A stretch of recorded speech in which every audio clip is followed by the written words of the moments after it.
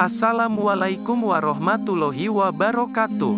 Sobat Rizky Al-Hafiz Channel. Kali ini saya akan membagikan kisah tentang Khalifah Ali bin Abi Tholib karramallahu wajhah. Ali bin Abi Tholib lahir sekitar 13 Rajab 599 Masehi, wafat 21 Ramadan 40 Hijriah tahun 661 Masehi. Beliau adalah khalifah keempat yang berkuasa. Dia termasuk golongan pemeluk Islam pertama dan salah satu sahabat utama Nabi. Secara silsilah, Ali adalah sepupu dari Nabi Muhammad. Pernikahan Ali dengan Fatimah Az-Zahra juga menjadikannya sebagai menantu Nabi Muhammad. Sebagai salah satu pemeluk Islam awal, Ali telah terlibat dalam berbagai peran besar sejak masa kenabian, meski usianya terbilang muda bila dibandingkan sahabat utama Nabi yang lain. Ali mengikuti semua perang, kecuali Perang Tabuk, pengusung Panji, juga berperan sebagai sekretaris dan pembawa pesan Nabi. Ali juga ditunjuk sebagai pemimpin pasukan pada Perang Khaybar. Sepeninggalnya Nabi Muhammad, Ali diangkat sebagai khalifah atau pemimpin umat Islam setelah Abu Bakar, Umar, dan Utsman. Dalam sudut pandang Sunni, Ali bersama tiga pendahulunya digolongkan sebagai Khulafaur Rasyidin. Di sisi lain, kelompok Syiah memandang bahwa Ali yang seharusnya mewarisi kepemimpinan umat Islam setelah wafatnya Nabi Muhammad atas tafsiran mereka dalam peristiwa Ghadir Khum, membuat kepemimpinan tiga khalifah sebelumnya dipandang tidak sah. Masa kekuasaan Ali merupakan salah satu periode tersulit dalam sejarah Islam karena saat itulah terjadi perang saudara pertama umat Muslim, yang berawal dari terbunuhnya Utsman bin Affan, khalifah ketiga. Terlepas dari perbedaan pendapat mengenai status Ali dan hak kepemimpinannya atas umat Islam, Sunni dan Syiah sepakat mengenai pribadinya yang saleh dan adil. Perbedaan pandangan mengenai pribadi Ali bin Abi Tholib, menurut Ahlus Sunnah memandang Ali bin Abi Tholib sebagai salah seorang sahabat Nabi yang terpandang. Hubungan kekerabatan Ali dan Rasulullah sangat dekat sehingga ia merupakan seorang ahlul bait dari Nabi. Ahlus Sunnah juga mengakui Ali bin Abi Tholib sebagai salah seorang Khulafaur Rasyidin, yaitu khalifah yang mendapat petunjuk. Sunni menambahkan nama Ali di belakang dengan radhiyallahu anhu atau semoga Allah ridha padanya. Tambahan ini sama sebagaimana yang juga diberikan kepada sahabat Nabi yang lain. Sedangkan Sufi menambahkan nama Ali bin Abi Tholib dengan karramallahu wajhah atau semoga Allah memuliakan wajahnya. Doa kaum Sufi ini sangat unik, berdasarkan riwayat bahwa dia tidak suka menggunakan wajahnya untuk melihat hal-hal buruk bahkan yang kurang sopan sekalipun. Dibuktikan dalam sebagian riwayat bahwa dia tidak suka memandang ke bawah bila sedang berhubungan intim dengan istri. Sedangkan riwayat-riwayat lain menyebutkan dalam banyak pertempuran, bila pakaian musuh terbuka bagian bawah terkena sobekan pedang dia, maka Ali enggan meneruskan duel hingga musuhnya lebih dahulu memperbaiki pakaiannya. Ali bin Abi Tholib dianggap oleh kaum Sufi sebagai imam dalam ilmu al-hikmah dan futuwah. Dari beliau bermunculan cabang-cabang tarekat atau thoriqoh atau juga spiritual. Hampir seluruh pendiri tarekat Sufi adalah keturunan beliau sesuai dengan catatan nasab yang resmi mereka miliki. Seperti pada tarekat Qadiriyah dengan pendirinya Syekh Abdul Qadir Jailani, yang merupakan keturunan langsung dari Ali melalui anaknya Hasan bin Ali, seperti yang tercantum dalam kitab Manaqib Syekh Abdul Qadir Jailani karya Syekh Jafar Barzanji, dan banyak kitab-kitab lainnya. Ali dilahirkan di Mekah, di daerah Hijaz, Jazirah Arab, pada tanggal 13 Rajab. Menurut sejarah Ali dilahirkan 10 tahun sebelum dimulainya kenabian Nabi Muhammad, sekitar tahun 599 Masehi atau 600. Muslim Syiah percaya bahwa Ali dilahirkan di dalam Ka'bah. Usia Ali terhadap Nabi Muhammad masih diperselisihkan hingga kini. Sebagian riwayat menyebut berbeda 25 tahun, ada yang berbeda 27 tahun, ada yang 30 tahun bahkan 32 tahun. Beliau bernama asli Asad bin Abu Tholib, bapaknya Asad adalah salah seorang paman dari Nabi Muhammad. Asad yang berarti singa, adalah harapan keluarga Abu Tholib untuk mempunyai penerus yang dapat menjadi tokoh pemberani dan disegani di antara kalangan Quraisy Mekah. Setelah mengetahui anaknya yang baru lahir diberi nama Asad, ayahnya memanggil dengan Ali yang berarti tinggi derajatnya di sisi Allah. Ali dilahirkan dari ibu yang bernama Fatimah binti Asad, di mana Asad merupakan anak dari Hashim, sehingga menjadikan Ali merupakan keturunan Hashim dari sisi bapak dan ibu.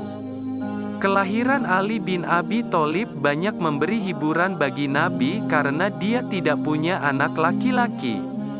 Uzur dan fakirnya keluarga Abu Tholib memberi kesempatan bagi Nabi bersama istri yaitu Khadijah untuk mengasuh Ali dan menjadikannya putra angkat.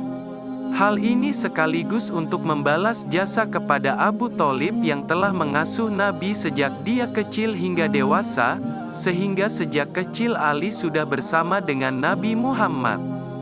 Ketika Nabi Muhammad menerima wahyu, riwayat-riwayat lama seperti Ibnu Ishaq menjelaskan Ali adalah lelaki pertama yang mempercayai wahyu tersebut atau orang kedua yang percaya setelah Khadijah istri Nabi sendiri. Pada titik ini, Ali berusia sekitar 10 tahun. Pada usia remaja setelah wahyu turun, Ali banyak belajar langsung dari Nabi karena sebagai anak asuh, berkesempatan selalu dekat dengan Nabi. Hal ini berkelanjutan hingga dia menjadi menantu Nabi. Hal inilah yang menjadi bukti bagi sebagian kaum sufi bahwa ada pelajaran-pelajaran tertentu masalah ruhani, atau yang kemudian dikenal dengan istilah tasawuf yang diajarkan Nabi khusus kepada beliau, tetapi tidak kepada murid-murid atau sahabat-sahabat yang lain. Karena bila ilmu syariah atau hukum-hukum agama Islam baik yang mengatur ibadah maupun kemasyarakatan semua yang diterima Nabi harus disampaikan dan diajarkan kepada umatnya. Sementara masalah ruhani hanya bisa diberikan kepada orang-orang tertentu dengan kapasitas masing-masing. Didikan langsung dari Nabi kepada Ali dalam semua aspek ilmu Islam baik aspek zohir atau syariah dan batin atau tasawuf menggembleng Ali menjadi seorang pemuda yang sangat cerdas, berani dan bijak. Keberanian Khalifah Ali menggantikan Nabi di tempat tidur untuk mengelabuhi musuh. Ali bersedia tidur di kamar Nabi untuk mengelabui orang-orang Quraisy yang akan menggagalkan hijrah Nabi. Dia tidur menampakkan kesan Nabi yang tidur sehingga masuk waktu menjelang pagi mereka mengetahui bahwa Ali yang tidur di tempat tidur Nabi tersebut, mereka sudah tertinggal satu malam perjalanan yang telah meloloskan diri ke Madinah bersama Abu Bakar. Setelah masa hijrah dan tinggal di Madinah, Ali menikah dengan Fatimah Az-Zahra putri Nabi Muhammad.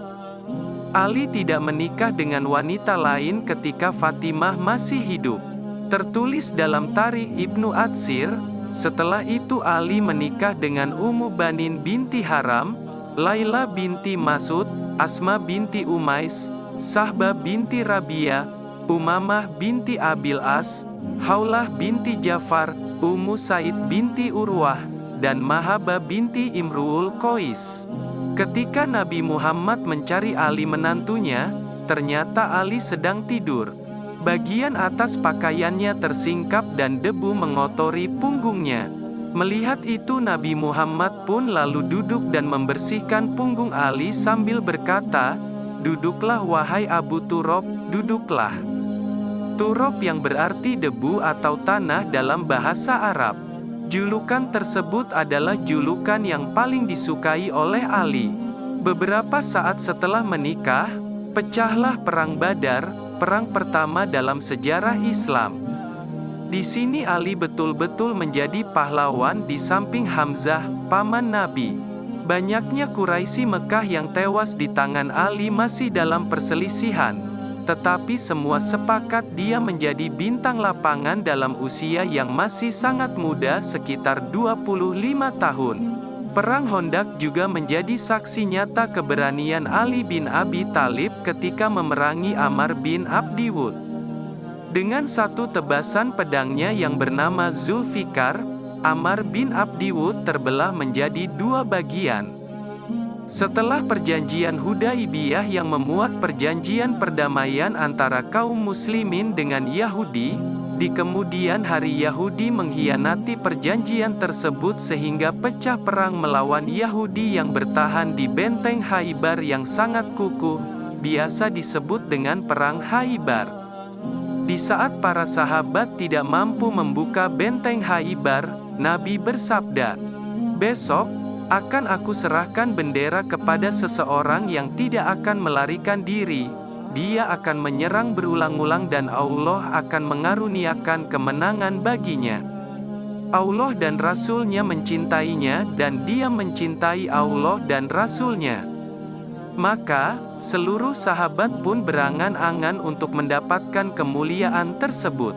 Namun, ternyata Ali bin Abi Thalib yang mendapat kehormatan itu serta mampu menghancurkan benteng Khaybar dan berhasil membunuh seorang prajurit musuh yang berani bernama Marhab lalu menebasnya dengan sekali pukul hingga terbelah menjadi dua bagian. Setelah Nabi wafat, sampai di sini hampir semua pihak sepakat tentang riwayat Ali bin Abi Thalib. Perbedaan pendapat mulai tampak ketika Nabi Muhammad wafat. Syiah berpendapat sudah ada wasiat, bahwa Ali harus menjadi khalifah bila Nabi wafat. Tetapi Sunni tidak sependapat, sehingga pada saat Ali dan Fatimah masih berada dalam suasana duka, orang-orang Quraisy bersepakat untuk membaiat Abu Bakar. Menurut riwayat dari Al-Yaqubi dalam kitab tarikhnya jilid 2 menyebutkan suatu peristiwa sebagai berikut. Dalam perjalanan pulang ke Madinah seusai menunaikan ibadah haji, malam hari Rasulullah bersama rombongan tiba di suatu tempat dekat Jifrah yang dikenal dengan nama Ghadir Khum.